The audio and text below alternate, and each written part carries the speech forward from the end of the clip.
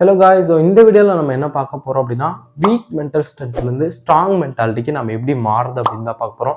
So அதுக்கு முன்னாடி இந்த வீக் மென்டாலிட்டினா என்னென்னு பார்த்தலாம். இந்த வீக் மைண்டட் பீப்புளெலாம் யாருன்னா, ஸோ எந்த ஒரு விஷயம் எடுத்தாலும் அதில் நெகட்டிவ் சைடு மட்டும் பார்ப்பாங்க. ஸோ அவங்க கம்ஃபர்ட் ஜோனுக்குள்ளே இருப்பாங்க. புதுசாக ஒரு விஷயம் ட்ரை பண்ணோம் அப்படின்னா அதோட நெகட்டிவ் சைடை மட்டும் பார்த்துட்டு அதில் என்ன லேர்ன் பண்ண போகிறோம் அப்படின்றது தெரியாமல் அந்த நெகட்டிவ் சைடை மட்டும் பார்த்துட்டு இருக்கிறவங்க நம்ம வீக் மென்டாலிட்டி. காமனான சயின்ஸ் இதெல்லாம். ஸோ யாருமே பிறக்கும் போது வீக் மென்டாலிட்டியோட பிறக்கிறதில்ல. ஆப்வியஸாக அப்படி பிறந்தாலும் அது கண்டிப்பாக மாற்றக்கூடியது தான். ஏன் அவங்க அந்த வீக் மென்டல் ஸ்ட்ரென்த்துக்கு போகணும் அப்படின்னா, அவங்க பாஸ்டில் நடந்த விஷயங்களாக இருக்கலாம், இல்லை சோசியல் கனெக்ஷன் இல்லாமல் இருக்கலாம். எந்த ஒரு விஷயம் பண்ணாலும் அதில் தோற்று போகிறது, இது எல்லாமே அவங்களோட மைண்ட் செட்டை வீக்காக மாற்றிருக்கோம். ஸோ நம்ம ஏன் நெகட்டிவ் மைண்ட் செட்டுக்குள்ளே போகிறோம் அப்படின்னா, நம்ம எப்போ ஒரு கம்ஃபர்ட் ஜோனுக்குள்ளே இருக்கோமோ அப்போ தான் நம்ம நெகட்டிவ் மைண்ட் செட்டுக்குள்ளே இருக்கோம். ஸோ மோஸ்ட் ஆஃப் த என்டர்பிரினர்ஸ்லாம் பார்த்தீங்கன்னா, ஸோ பாசிட்டிவ் மைண்ட் செட் கொண்டவங்களாக தான் இருக்காங்க. ஏன் அப்படின்னா, அவங்க வாழ்க்கையில் நிறைய ஸ்ட்ரகிள்ஸை ஃபேஸ் பண்ணுறாங்க, நிறைய ப்ராப்ளம்ஸ் சால்வ் பண்ணுறாங்க. ஸோ இது எல்லாமே அவங்க பிரெயினுக்கு ஒரு புது விஷயத்தை கற்றுக் கொடுக்கறதுனால அவங்க மேலே போய்கிட்டே இருக்காங்க. நம்மளோட மென்டல் ஸ்ட்ரென்த்தை ஸ்ட்ராங் ஆக்கிறதுக்கு ஒரு 5 டிப்ஸ் சொல்கிறேன். இந்த 5 டிப் நீங்கள் ஃபாலோ பண்ணுறது மூலிமா கண்டிப்பாக உங்களோட மென்டல் ஸ்ட்ரென்த்தை ஸ்ட்ராங் ஆக்க முடியும். அடிஷ்னலாக 2 டிப்ஸ் சொல்கிறேன். அது என் வாழ்க்கையில் நான் ஃபாலோ பண்ணிட்டு இருக்கிறது. ஓகேவா? ஸோ ஃபஸ்ட்டு டிப் பார்த்தீங்கன்னா, சேலஞ்ச் அவர் செல்ஃப்.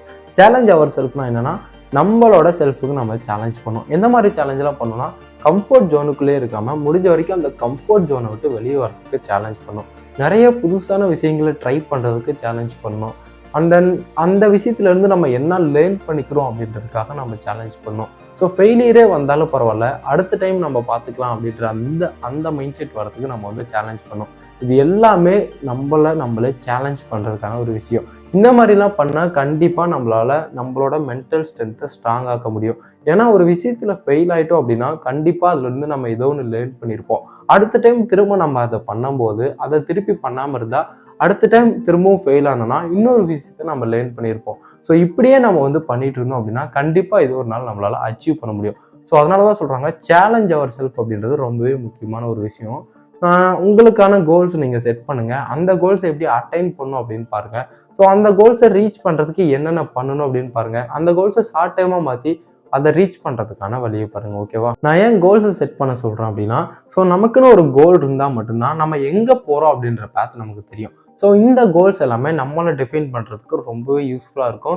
ஸோ நம்ம எங்கன்னே போகிறோன்னு தெரியாமல் ஒரு டெஸ்டினேஷன் பாயிண்ட் இருக்குமான்னு கேட்டால் நமக்கு இருக்காது.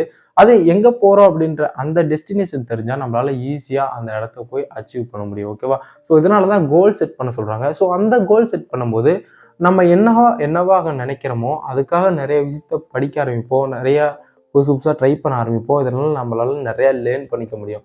ஸோ ஃபஸ்ட்டு பாயிண்ட் ரொம்ப முக்கியம், சேலஞ்ச் யுவர் செல்ஃப். ரெண்டாவது விஷயம் என்ன அப்படின்னா, ஃபிசிக்கல் எக்ஸசைஸ். ஆல்சோ இந்த ஃபிசிக்கல் எக்ஸசைஸ் ரொம்பவே முக்கியம் நம்மளோட மென்டல் ஹெல்த்தை ஸ்ட்ராங் ஆக்கிறதுக்கு. நம்ம எப்போல்லாம் எக்ஸசைஸ் பண்ண போகிறோமோ அப்போ எண்டோஃபின், செரட்டோனின் அப்படின்ற ஹார்மோன் நமக்கு சுரக்குது. ஸோ இது கிட்டத்தட்ட ஒரு ஹாப்பி ஹார்மோன் வச்சுக்கலாம். ஹாப்பி ஹார்மோன் சொல்கிறத விட ஸோ நமக்கு ஒரு பூஸ்ட் அப் ஹார்மோன் மாதிரி, நமக்கு எனர்ஜி கொடுக்குற ஹார்மோன் மாதிரின்னு வச்சுக்கலாம். ஸோ இந்த ஹார்மோன் சுரக்கிறதுனால நம்மளால் ஃபீல் குட்டாக ஃபீல் பண்ண முடியும். நம்மளால் ஏதோ ஒன்று அச்சீவ் பண்ண மாதிரி ஃபீல் பண்ண முடியும். ஸோ அதனால தான் ஃபிசிக்கல் எக்ஸசைஸ் ரொம்பவே முக்கியம். ஆல்சோ இந்த ஃபிசிக்கல் எக்ஸசைஸ்லாம் பார்த்தீங்கன்னா நம்மளோட பாடியை டோன் பண்ணுறதுக்கும், ஸோ டெஸ்டோஸ்டெரோனை இம்ப்ரூவ் பண்ணுறதுக்கும், நம்மளோட பாடியை ஃபிட்டாகவும் ஹெல்த்தாகவும் வச்சுக்கிறதுக்கு ரொம்பவே யூஸ்ஃபுல்லாக இருக்குது இந்த ஃபிசிக்கல் எக்ஸசைஸ் அப்படின்றது. ஸோ இந்த ஃபிசிக்கல் எக்ஸசைஸ் நம்மளோட மென்டல் ஹெல்த்தை மட்டும் இல்லாமல் நம்மளோட ஃபிசிக்கல் ஹெல்த்தையும் மேனேஜ் பண்ணுறதுக்கு ரொம்ப யூஸ்ஃபுல்லாக இருக்குது. தேர்ட் டிப் என்னென்னா, நம்மளோட ஹேபிட்ஸ் தான். ஸோ நம்மளோட ஹேபிட்ஸை பொறுத்த வரைக்கும் எப்படி நம்மளோட ஹேபிட் இருக்கோ அந்த மாதிரி தான் நம்மளோட டே நகரும், அந்த மாதிரி தான் நம்ம வாழ்க்கையை போகும். ஸோ அந்த ஹேபிட்லேயே நெகட்டிவ் ஹேபிட்ஸ், பாசிட்டிவ் ஹேபிட்ஸ் இருக்கா? எஸ், கண்டிப்பாக இருக்குது. ஸோ ஒரு எக்ஸாம்பிளுக்கு சொல்லணும் அப்படின்னா, கரெக்டான டைமில் நம்ம தூங்குறது கிடையாது, கரெக்டான நேரத்தில் நம்ம சாப்பிட்றது கிடையாது, கரெக்டான டயட் எடுக்கிறது கிடையாது. இது எல்லாமே அந்த நெகட்டிவ் ஹேபிட்ஸ்குள்ளே வந்துடும். ஸோ நான் இது எதுவுமே தப்புன்னு சொல்ல கிடையாது, பட் இதெல்லாம் மாற்றினா நம்மளோட லைஃப் கண்டிப்பாக மாறும் தான் சொல்ல வரேன். ஸோ பாசிட்டிவ் ஹேபிட்ஸாக என்ன இருக்கலாம் அப்படின்னா, கரெக்டான டைமில் தூங்குறதா இருக்கலாம். ஸோ இப்போது நம்ம அதிகமாக கேம் விளாட்றோன்னா அதை ஸ்டாப் பண்ணிவிட்டு அந்த நேரத்தில் நம்ம வேறு ஏதாவது யூஸ்ஃபுல்லாக பண்ணுறதா இருக்கலாம். அண்ட் தென் நம்ம ஒரு விஷயத்தில் அடிக்ட் ஆகாமல் இருக்கிறதுக்கு என்ன பண்ணணும் அப்படின்ற ஜேர்னலாக இருக்கலாம். இது எல்லாமே ஒரு குட் ஹேபிட் நம்ம வாழ்க்கையை பொறுத்த வரைக்கும். ஸோ இந்த மாதிரி ஹேபிட்டை நம்ம ஃபாலோ பண்ண ஆரம்பிச்சிட்டோம் அப்படின்னா கண்டிப்பாக உங்கள் வாழ்க்கையில் நீங்களே பார்ப்பீங்க உங்களோட லைஃப் மாறுது. ஓகேவா? ஸோ அதனால் முடிஞ்ச வரைக்கும் ஒரு பாசிட்டிவ் ஹேபிட்டை மெயின்டைன் பண்ணிக்கிட்டே இருங்க. அந்த நெகட்டிவ் ஹேபிட்லாம் தள்ளி வச்சுட்டு எப்படிலாம் நம்மளோட லைஃப் வந்து க்ரோத் பண்ணலாம் அப்படின்ற அந்த மாதிரி ஹேபிட்லாம் வளர்த்தீங்க அப்படின்னா ஸோ உங்களோட லைஃப் கண்டிப்பாக மாறும். உங்களோட அந்த மென்டல் ஸ்ட்ரென்த்தும் கண்டிப்பாக ஸ்ட்ராங் ஆகும். 4th டிப் என்னன்னா, cut out of social media. நான் ஏன் வந்து சோசியல் மீடியாவை அவாய்ட் பண்ணணும் அப்படின்னு சொல்கிறேன்னா, உங்களோட மைண்ட் செட் வீக்காக இருந்தால் அதுக்கேற்ற மாதிரி அந்த கண்டென்ட்லாம் நீங்கள் வந்து கன்சியூம் பண்ண ஆரம்பிப்பீங்க. ஸோ இந்த சோசியல் மீடியா அல்காரிதம் என்ன அப்படின்னா, நீங்கள் அதிகமாக எதை வாட்ச் பண்ணுறீங்களோ, அதிகமாக எதை விரும்புகிறீங்களோ அந்த மாதிரி கண்டென்ட் தான் உங்களுக்கு ஷோ பண்ணிக்கிட்டே இருக்கும். ஸோ ஆல்ரெடி நீங்கள் நெகட்டிவாக இருக்கிறதுனால அந்த மாதிரி நெகட்டிவ் கண்டென்ட் தான் நீங்கள் வந்து கன்சியூம் பண்ணிட்டு இருக்கிறதுனால ஆல்சோ அந்த சோசியல் மீடியாவும் உங்களுக்கு அந்த நெகட்டிவ் கண்டென்ட் தான் ஷோ பண்ண போகுது. ஸோ இந்த மாதிரிலாம் ஷோ பண்ணிட்டா கண்டிப்பாக உங்களால் அந்த பாசிட்டிவ் மைண்ட் செட்டுக்கே வர முடியாது. ஸோ ஒரு 2-3 நாள் வந்து நீங்கள் சோசியல் மீடியா யூஸ் பண்ணாமல் இருந்து பாருங்கள், உங்களோட மைண்ட் செட் எப்படி இருக்குது, முன்னாடி இருந்ததுக்கும் இப்போ இருக்கிறதுக்கும் உங்களோட மைண்ட் செட் எப்படி இருக்குன்னு. நான் ஃபுல்லாக வந்து அவாய்ட் பண்ண சொல்லலை. ஆவரேஜாக ஒரு ஹியூமன் ஒரு நாளைக்கு 3 to 4 hours வந்து சோசியல் மீடியா யூஸ் பண்ணுறான். ஸோ எந்த அளவுக்கு கண்டென்ட்டை அவன் கன்சியூம் பண்ணுவான்னு யோசிச்சு பாருங்க. அதனால் அந்த சோசியல் மீடியா யூஸ் பண்ணுறது மூலிமா நெகட்டிவான விஷயத்தை தவிர்த்துட்டு முடிஞ்ச வரைக்கும் அந்த சோசியல் மீடியா வச்சு எப்படி பாசிட்டிவாக நம்ம லைஃப்பை கொண்டு போகிறது அப்படின்னு பாருங்கள். ஸோ உடனே நான் யூஸ் பண்ண மாட்டேங்கிறேன் அப்படின்னு கேட்டால் நானும் யூஸ் பண்ணுவேன். ஸோ அந்த கண்டென்ட் எந்த மாதிரி கண்டென்ட்டை நம்ம கன்சியூம் பண்ணுறோம் அப்படின்றதெல்லாம் இருக்குது. நம்ம வந்து பாசிட்டிவாக இருக்குமா நெகட்டிவாக இருக்குமா அப்படின்றது. ஒரு நாளைக்கு 3 to 4 hours யூஸ் பண்ணாமல் ½ an hour 1 hour மட்டும் நம்ம வந்து சோசியல் மீடியா யூஸ் பண்ணி பழகிட்டோம் அப்படின்னா ஸோ முடிஞ்ச வரைக்கும் அடிக்டாகவும் இருக்கணும். இதுதான் மெயின் கான்செப்ட் இந்த சோசியல் மீடியா பொறுத்த வரைக்கும். இந்த மாதிரி பழகிட்டோம் அப்படின்னா மற்ற விஷயத்துக்கு நமக்கு நிறைய டைம் கிடைக்கும் ஸ்பெண்ட் பண்ணுறதுக்கு. ஓகேவா? 5th டிப் என்னன்னா, பில்டிங் சோசியல் கனெக்ஷன். இந்த சோசியல் கனெக்ஷன் ரொம்ப முக்கியம் ஒவ்வொரு பீப்புளுக்கும். ஏன்னா ஹியூமன்ஸ் ஆர் சோசியல் அனிமல்ஸ். ஓகேவா? நம்ம எந்த மாதிரி கனெக்ஷனை ஏற்படுத்துகிறோம் அப்படின்றத பொறுத்து நம்மளோட மைண்ட் செட் ஸ்ட்ராங் ஆகுமா இல்லை வீக் ஆகுமா அப்படின்றதெல்லாம் இருக்குது. நம்ம பாசிட்டிவான ஒரு பீப்புள்கிட்ட நம்ம போய் பழகணும் அப்படின்னா நம்ம வாழ்க்கையும் கண்டிப்பாக பாசிட்டிவாக மாறும். ஏன்னா அவங்க எல்லாத்தையுமே பாசிட்டிவாக தான் எடுப்பாங்க. ஒரு விஷயம் இருக்குது அப்படின்னா அந்த விஷயத்துலேருந்து எவ்வளோ பாசிட்டிவாக எடுக்க முடியுமோ அந்த அளவுக்கு வந்து அவங்க எடுத்து அந்த விஷயத்தை செய்வாங்க. ஸோ அவங்கள்ட்ட நம்ம லேர்ன் பண்ணி நம்மளும் அந்த மாதிரி மாற முடியும். ஓகேவா? அது மட்டும் இல்லாமல் நம்மளோட கனெக்ஷன் ஸ்ட்ராங்காக இருந்தால், நம்மளோட கனெக்ஷன் நிறைய இருந்தால் நம்மளால் நிறைய பீப்புள்கிட்ட நிறைய விஷயத்த லேர்ன் பண்ண முடியும். இது மூலிமா நம்மளோட லைஃப்பை எப்படி அப்ரோச் பண்ணுறோம் அப்படின்ற அந்த ஐடியா நமக்கு கிடைக்கிறதுனால கண்டிப்பாக இந்த வீக் மென்டாலிட்டிலேருந்து ஸ்ட்ராங் மென்டாலிட்டிக்கு மாற முடியும். ஓகேவா?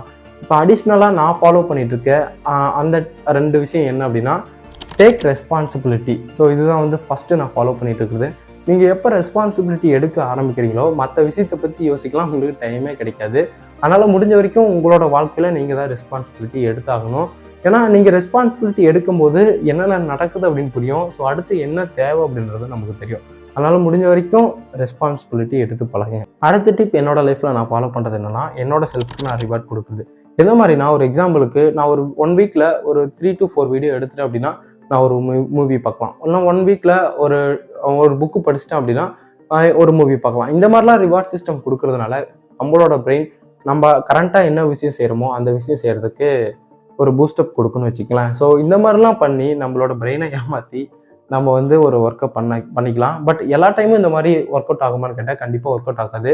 இது எதுக்காக நான் சொல்கிறேன் அப்படின்னா, ஒரு குறிப்பிட்ட நாள் நம்ம அந்த விஷயத்தை செஞ்சு பழகிட்டோம் அப்படின்னா ஆட்டோமேட்டிக்காக நம்மளோட பிரெயின் வந்து செய்ய ஆரம்பிச்சிடும் நம்மளோட எஃபோர்ட் எல்லாமே.